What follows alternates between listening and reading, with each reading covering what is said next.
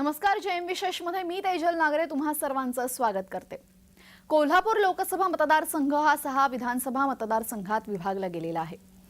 कोल्हापूरच्या जागेवर नक्की दावा कोण करणार? लोकसभेसाठी मविया अंतर्गत रस्सीखेच सुरू आहे, तर थोरले शाहू राज्यसभेत गेल्या संभाजीराजेही नाराज आहेत का? महायुतीकडून मंडलिक की महाडिक मैदानात आणि कोल्हापूर लोकसभेसाठी नक्की कोणते मुद्दे चर्चिले जातील, या सर्व गोष्टींचा आढावा घेऊया जयम विशेषमध्ये. कोल्हापूर लोकसभा मतदारसंघ हा 6 विधानसभा मतदारसंघात विभागला गेला आहे. या 6 विधानसभा मतदारसंघात कुणाचे आमदार आहेत ते आपण पाहूयात. चंदगडमध्ये राजेश पाटील राष्ट्रवादीचे आमदार, राधानगरीमध्ये प्रकाश आबिटकर शिवसेनेचे आमदार, कागलमध्ये हसन मुश्रीफ राष्ट्रवादीचे आमदार.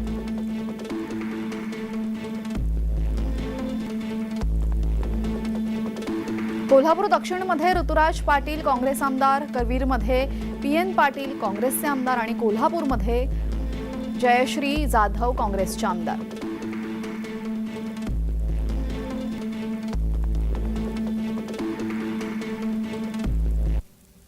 दरम्यान 2014 साली जेव्हा मोदींचं वादळ भारतात बघायला मिळालं, त्यावेळेस कोल्हापूर लोकसभेमध्ये नक्की काय घडलं होतं हे ऐकूयात आमच्या प्रतिनिधींकडून.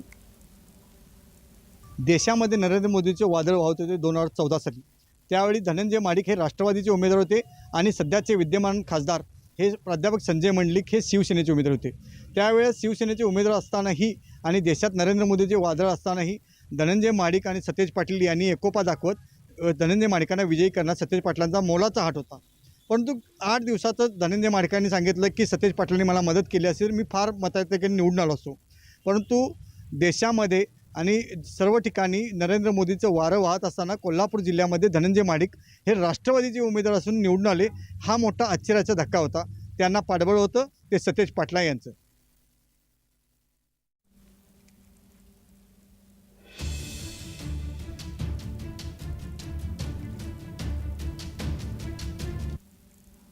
लोकसभेसाठी राज्यात हालचाली सुरू असताना कोल्हापुरात काय घडतंय याची चर्चा आजच्या जयम विशेष कार्यक्रमात आपण करतोय. कोल्हापूर हे पश्चिम महाराष्ट्रातील महत्त्वाचं शहर आहे. इथे छत्रपती शाहू महाराजांचं राज्य चालायचं. महाराष्ट्राच्या पुरोगामीपणाचा झेंडा या परिसराने मिरवला. राजकारणात इथे जे घडतं त्याचे संकेत महाराष्ट्रात दूरवर जातो. अशा कोल्हापुरात लोकसभेसाठी महायुती मजबूतीने मैदानात उतरत असताना मविया मात्र गोंधळल्याच्या अवस्थेत बघायला मिळते. दरम्यान याच संदर्भात कोल्हापूर लोकसभा मतदारसंघात 2019 मध्ये नक्की काय घडलं होतं हे आपण पाहूयात. लोकसभेचे पडघम वाजू लागले, तसेच प्रत्येक जिल्ह्यामध्ये आणि प्रत्येक गावामध्ये चर्चा होऊ लागली. कोल्हापूर लोकसभा मतदारसंघात विद्यमान खासदार संजय मंडलिक हे शिंदे गटाचे आहेत. त्याचबरोबर ह्या शिंदे गटात ज्यावेळी ते निवडून आले त्यावेळी ते शिवसेनेत होते. शिंदे गटातून निवडून येताना म्हणजे शिवसेनेतून निवडून येताना त्यांना काँग्रेसमधील काही जणांनी मदत केली होती, काही जणांनी तर जिल्ह्यातील सर्व काँग्रेसने मदत केली होती. कारण आत्ताचे राज्यसभेचे खासदार धनंजय महाडिक आहेत, हे त्यांच्या विरोधात राष्ट्रवादीतून निवडणूक लढत होते. राष्ट्रवादीचा पराभव करून संजय मंडलिक हे यामध्ये विजयी झाले होते. तब्बल 2.25 लाखाच्या मतांनी त्यांनी धनंजय महाडिक यांच्यावर विजय मिळवला होता. तर कोल्हापूर लोकसभा निवडणुकीमध्ये जनता कुणाच्या बाजूने कधी जाईल हे सांगता येत नाही. 2004 सालचा जर संदर्भ बघायचा झाला तर यावेळेस धनंजय महाडिक हे शिवसेनेचे उमेदवार होते. त्यांच्या विरोधात सदाशिव मंडलिक हे राष्ट्रवादीकडून उमेदवार होते. या प्रचारादरम्यान शरद पवारांनी ऐतिहासिक बिंदू चौकात सभेच्या वेळी कोण मुन्ना कहां से आया है असं वाक्य वापरलं आणि विजयापर्यंत पोहोचलेले धनंजय महाडिक हे पराजित झाले. 2009ला अचानक राष्ट्रवादीमध्ये प्रवेश केलेल्या छत्रपती संभाजीराजेंना उमेदवारी देण्यात आली. याचाच राग मनात धरून सदाशिव मंडलिक यांनी अपक्ष खासदारीचा अर्ज दाखल केला. याच प्रचाराच्या दरम्यान शरद पवारांनी कोल्हापुरातील प्रचार सभेमध्ये एक महत्त्वाचं वाक्य वापरलं, ते म्हणजे कोल्हापूरकर म्हाताऱ्या बैलाला पराभूत करा.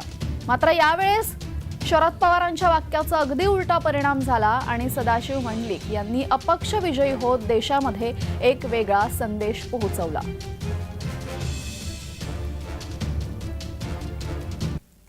2004 साली ज्यावेळेला लोकसभेची निवडणूक झाली त्यावेळेला धनंजय महाडिक विरुद्ध कैलासवासी सदाशिवराव मंडलिक यांच्यात ती अटीतटीची लढत होईल असे दिसत होते. यावेळेला ज्येष्ठ नेते शरद पवार यांनी बिंदू चौकात झालेल्या सभेत कौन है मुन्ना कहाँ से आया है असे वाक्य बोलून ते निवडणुकीचं चित्रच फिरवून दिले. त्याच वेळेला त्यानंतर 2009च्या निवडणुकीत छत्रपती संभाजीराजे यांना राष्ट्रवादीची अनपेक्षितपणे उमेदवारी देण्यात आली. विद्यमान खासदार सदाशिवराव मंडलिक यांना डावलून ती उमेदवारी दिल्याने सुरुवातीला एक वेगळं चित्र होतं की संभाजीराजे एकतर्फी निवडणूक जिंकतील असं दिसत होतं. ऐन वेळेला सदाशिवराव मंडलिक यांनी मैदानात चड्डू ठोकल्याने वातावरण बघता बघता बदललं.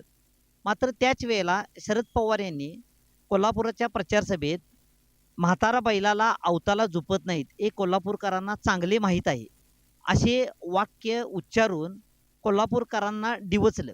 आणि याचा नेमका उलटा परिणाम असा झाला की सदाशिवराव मंडलिक यांच्या बाजूनं जनमत मोठ्या प्रमाणात तयार होऊन सदाशिवराव मंडलिक यांनी ही निवडणूक अपक्ष जिंकून एक वेगळा इतिहास रचला. कोल्हापूर लोकसभा मतदारसंघात 2019ला राष्ट्रवादीकडून धनंजय महाडिक यांनी निवडणूक लढली होती. त्यांच्या विरोधात शिवसेनेकडून प्राध्यापक संजय मंडलिक यांनी निवडणूक लढवली होती. 3.25 लाखांच्या मताधिक्याने संजय मंडलिक विजयी झाले होते. दरम्यान तेव्हा काँग्रेसचे सतेज पाटील यांनी अप्रत्यक्षरित्या मंडलिक यांना मदत केली आणि तेव्हा राजकीय परिस्थिती नक्की काय होती सांगतायत आमचे प्रतिनिधी अमर पाटील. पाहूयात. 2014 साली केलेल्या मदतीची जाणीव न ठेवल्यामुळे धनंजय महाडिक यांच्यावर सतेज पाटील पूर्णतः नाराज झाले. त्यांनी येणाऱ्या 2019ला तुम्हाला दाखवून घेतो असं सांगितलं.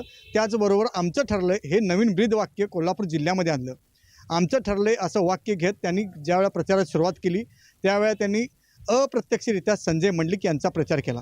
संजय मंडलिक 2019ला 3 लाखाच्या मताधिक्याने निवडून आले. त्यावेळेला जरी सतेज पाटील हे काँग्रेसचे असले तरी त्यांनी शिवसेनेच्या उमेदवाराचा प्रचार केला नाही, परंतु छुपी मदत केली. त्यामुळे संजय मंडलिक हे निवडून आले. आता 2024ची निवडणूक हे सतेज पाटील यांच्या भोवती फिरते. सतेज पाटील यांचं पारडं जड आहे. कोणत्या बाजूने झुकतात हे महत्त्वाचं आहे. महाविकास आघाडीकडून कोणता उमेदवार असतो यावर फारच प्रलंब आहे. आणि कदाचित जर सतेज पाटील यांनी स्वतःची उमेदवारी जाहीर केली किंवा आमदार PN पाटील यांची उमेदवारी जाहीर केली, सतेज पाटील किती रिंगणात उतरतात आणि कसं काम करतात हे पाहणं गरजेचं आहे. परंतु कोल्हापूर जिल्ह्याचा इतिहास आहे की कोण काय सांगतं यापेक्षा कोल्हापूर जिल्ह्याचा स्वाभिमान काय सांगतो हे महत्त्वाचं आहे. दरम्यान त्यावेळेसची राजकीय परिस्थिती काय होती ही आपण राजकीय विश्लेषकांकडून ऐकूयात. कोल्हापूर लोकसभा मतदारसंघ हा राज्यातला जागृत मतदारांचा मतदारसंघ आहे. तुम्हाला 2019 जर तुम्ही इलेक्शन सगळ्यांनी बघितले असेल, इथं विरोधात उमेदवार कोण आहे शेवटपर्यंत चर्चा नसते. 2019ला तसंच झालं. विद्यमान राष्ट्रवादीचे खासदार धनंजय महाडिक यांच्याविरोधात कोण असणार आहे हे शेवटपर्यंत लक्षात येत नव्हतं. पण निवडणूक जशी जवळ आली तसं संजय मंडलिकांचं नाव आलं आणि ते शिवसेनेतून उभारले. तर शिवसेनेतून उभारल्यानंतर इथं सतेज पाटील आणि महाडिक गट यांच्यातला सत्ता संघर्ष आणि ते उघड आहे. जिल्ह्याच्या राजकारणात ग्रामपंचायतीची जरी निवडणूक असली तरी महाडिक गट किंवा पाटील गट असं असतं. इथं तर लोकसभेची इलेक्शन होती आणि त्या इलेक्शनमध्ये सतेज पाटील काँग्रेसमध्ये होते.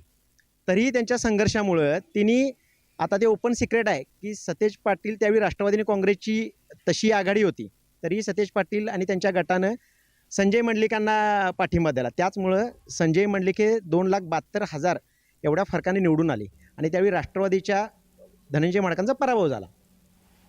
तर कोल्हापूर लोकसभा मतदारसंघातील सध्याची स्थिती पाहता महायुतीचे उमेदवार शिवसेना शिंदे गटाकडून प्राध्यापक संजय मंडलिक यांनाच उमेदवारी मिळणार असल्याचं दिसतंय.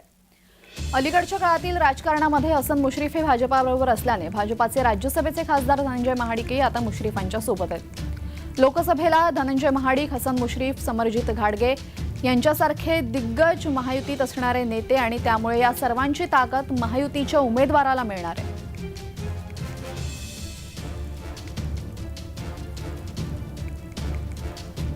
BJP असा पक्ष आहे की निवडणूकपूर्व सर्वे करतो आणि त्या सर्वेमध्ये समजा त्यांना असं वाटायला लागलं की ह्या उमेदवारांच्या विरोधातला उमेदवार कोणी असला, आता विद्यमान खासदार संजय मंडलिकांचंच नाव आहे, पण यदा कदाचित सर्वेमधून काही त्यांना वाटलं की कुठं दगाफटका होऊ नये म्हणून जर BJPनं यामध्ये जर त्यांच्या रणनीतीप्रमाणे इंटरेस्ट घेतला तर ऐन वेळेला महायुतीकडनं दुसरं नावसुद्धा येऊ शकतं. आता तरी चर्चा नाही, पण भाजपची जर रणनीती आपण बघितली सर्वेची आणि ह्याची, त्यामुळे छत्रपती घराण्यातली एखादी सीट आली आणि जर त्यांना वाढता पाठिंबा मिळत असाल असं दिसलं निवडणूकपूर्व तर महायुतीकडनं सुद्धा कुठल्याही आणि त्या नावांची चर्चा पण सुरू झालेली आहे.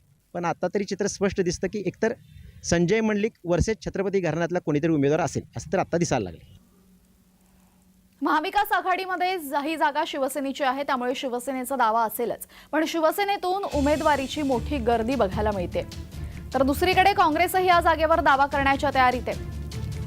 त्यामुळे महाविकास आघाडीतून नक्की कोण उमेदवार असेल हे अजून निश्चित नाहीये.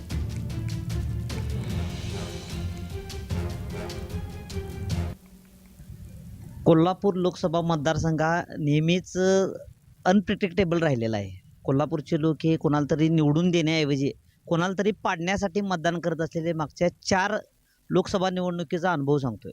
सध्या जरी चित्र छत्रपती घराणे वर्सेस विद्यमान खासदार असे असले तरीही अजूनही कोण उमेदवार विद्यमान खासदारांच्या विरोधात कोण उमेदवार असेल हे अद्याप स्पष्ट झालेलं नाही. डॉक्टर चेतन नरके हे नाव ऐन वेळा महाविकास आघाडीकडून पुढे येऊ शकते. कारण शिवसेनेनं ऑलरेडी हातकणंगले मतदारसंघ हा राष्ट्रवादीसाठी पर्यायाने राजू शेट्टी यांच्यासाठी सोडणार असल्याचे संकेत दिले आहेत. त्यामुळे कोल्हापूरचा हक्काचा त्यांचा मतदारसंघ जिथे कधी काळी त्यांचे 6 आमदार होते आणि या बदलत्या स्थितीत सुद्धा शिंदे गटाचं आत्ताच इथं उद्या अधिवेशन होत आहे. त्यामुळे त्यांची सुद्धा इथं ताकद ते आजमावत आहेत. अशा पार्श्वभूमीवर इथला हक्काचा मतदारसंघ शिवसेना सोडेल असं दिसत नाही. मागच्या वेळेला राज्यसभेचं जर उदाहरण बघितलं तर संभाजीराजेंनी महाविकासकडून लढावं अशी ठाकरेंसह मोठ्या पवारांची इच्छा होती. मात्र ते काही ऐन कारणामुळे घडून आले नाही. ही मोठी अडसर संभाजीराजे यांच्या उमेदवारीसाठी होऊ शकते. आता इलेक्शन येऊ घातलेल्या लोकसभेची पुन्हा संजय मंडलिक विद्यमान शिंदे गटाचे खासदार आहेत. पण त्यांच्या विरोधात कोण आत्तापर्यंत नाव ठरलेलं नव्हतं. पण गेल्या 15 दिवसापासून संभाजीराजे छत्रपती आणि आता गेल्या 4-8 दिवसापासून पुन्हा शाहू छत्रपती यांच्या नावाची चर्चा महाआघाडीच्या गोटातून सुरू झालेली आहे. आणि महाआघाडीच्या गोटातून ही 2 नावं पुढं आल्यामुळं जे काही यापूर्वी जे इच्छुक होते त्यांची नावं आपोआप मागं पडलीत. आणि आता सर असं दिसायला लागलं ही जागा कुणाच्याही वाट्याला गेली. जे महाआघाडीमध्ये 3 पक्ष आहेत आपल्याला माहिती आहे. पण ही जागा कुणाच्याही वाट्याला गेली तर कदाचित आजचं चित्र असं आहे की संभाजीराजे छत्रपती किंवा शाहू छत्रपती यांच्या नावावर शिक्कामोर्तब होऊ शकतं. दरम्यान छत्रपती शाहू यांच्या उमेदवारी संदर्भात राजकीय विश्लेषकांचं नक्की काय मत आहे पाहूयात. ऐन वेळेला छत्रपती शाहू महाराज यांचे नाव पुढे येत आहे. मात्र शाहू महाराज यांनी आत्तापर्यंत थँक्स म्हणण्यापलीकडे कोणतीही प्रतिक्रिया दिलेली नाही. ती होही म्हणलेली नाहीत आणि नाहीही म्हणलेली नाहीत. उमेदवारी जर दिलीत तर ते अपक्ष लढून बाकीचे महाविकास आघाडी त्यांना पाठिंबा देणार का? असे नसेल तर काँग्रेस असो किंवा शिवसेना असो किंवा राष्ट्रवादी शरद पवार गट असो त्या पक्षाच्या बंधनात महाराज अडकणार का? हा मोठा प्रश्न आहे. त्यामुळे महाविकास आघाडीच्या पातळीवर विचार केला तर उमेदवार कोण हे अद्यापही अनिश्चित आहे. लोकसभेच्या पार्श्वभूमीवर छत्रपती संभाजीराजे हे त्यांनी स्थापन केलेल्या स्वराज्य पक्षाकडून लढणार असल्याचा महोदय बांधून कोल्हापूर जिल्ह्यातील दौराही नियोजित त्यांनी केला होता. 3 फेब्रुवारीला त्यांचा दौरा होता, पण अचानक काही कारणास्तव त्यांनी दौरा रद्द केला असं सांगितलं. याच्या मागचं कारण मात्र वेगळंच आहे. या ट्विटमुळे कोल्हापूर जिल्ह्यामध्ये चर्चेला उधाण आलं. छत्रपती शाहू महाराज यांचं नाव महाविकास आघाडीकडून पुढे आल्याने छत्रपती संभाजीराजे हे नाराज झाल्याचं दिसून आलं. त्यानंतर काही कालावधीतच छत्रपती संभाजीराजे यांच्या वाढदिवसानिमित्त भरलेल्या स्वराज्य कुस्तीच्या मैदानाला सर्व जिल्ह्यातील नेते मंडळींनी उपस्थिती लावली. त्यानंतर पुन्हा संभाजीराजांनी आपली भूमिका अजूनही स्पष्ट केलेली नाहीये.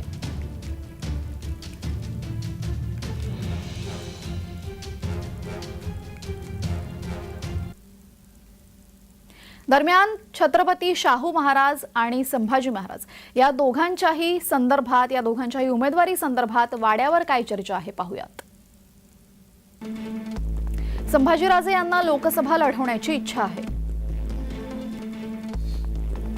थोरले शाहू यांच्या नावाची राज्यसभेसाठी चर्चा आहे. एकाच घरात दोघांना लागोपाठ संधी अशक्य आहे. संभाजीराजे यांच्या संघटनेपेक्षा थोरले शाहू शरद पवारांच्या जवळ आहेत. थोरले शाहू यांना राज्यसभेवर उतरवण्यासाठी महाविकास आघाडीची चाचपणी सुरू आहे.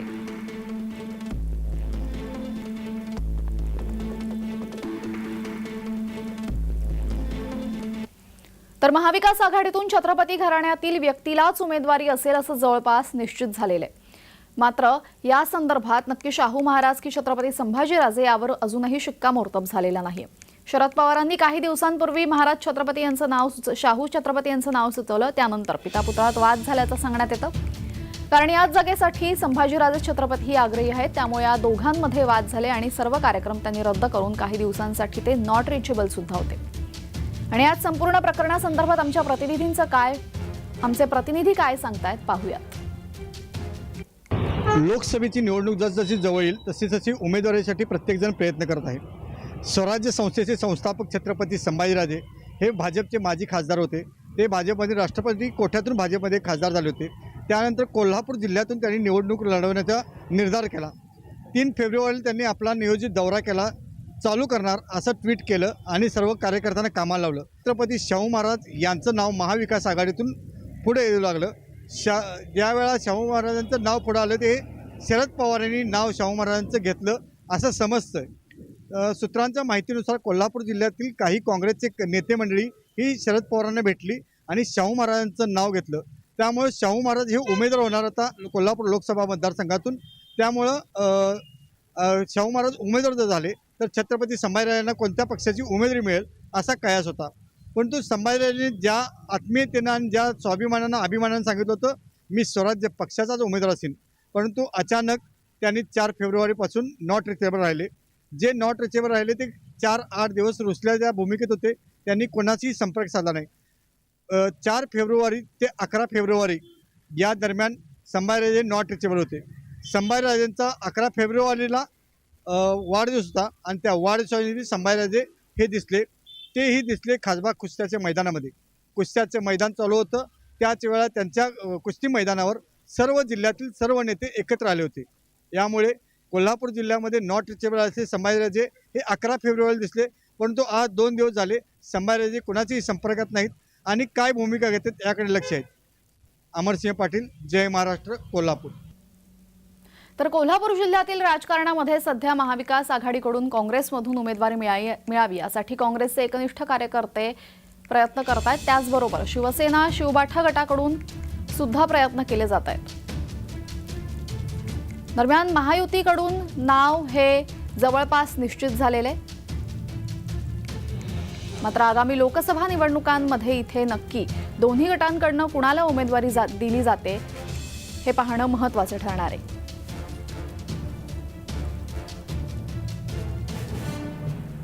कोल्हापूर जिल्ह्यातील लोकसभेच्या निवडणुकीमध्ये काय होतं, लोकसभेच्या निवडणुकीमध्ये महाविकास आघाडीकडून कोण उमेदवार असेल तसेच महायुतीकडून कोण उमेदवार असेल हे काही दिवसांनी कळेलच. परंतु महायुतीमध्ये सध्या असणारे पालकमंत्री हसन मुश्रीफ, अजित पवार राष्ट्रवादी गट, राज्य नियोजन मंडळाचे कार्यकारी अध्यक्ष राजेश क्षीरसागर, भाजपचे नेते समरजित घाडगे तसेच भाजपचे राज्यसभेचे खासदार धनंजय महाडिक हे एक संघ राहिले तर वेगळं चित्र असेल. आणि महाविकास आघाडीकडून सतेज पाटीलही एकटे असतील. त्यांच्याबरोबर काम करण्यासाठी नेता कुठला नसला तरी काय होईल हे सांगता येत नाही. कोल्हापूर जनतेला प्रत्येक वेळा राजकारणामध्ये वेगवेगळं करण्याची सवय आहे. स्वाभिमान हा वेगळा आहे कोल्हापूर शहरातील जनतेचा. शहराबरोबरच जिल्ह्यातील प्रत्येक ठिकाणी असणाऱ्या बारीक मोठे कार्यकर्ते आणि प्रत्येकाचं वेगळं एक क्षेत्र आहे. त्यामुळे काय घडतं हे पाहण्याचं गरज आहे. अमरसिंह पाटील, जय महाराष्ट्र, कोल्हापूर.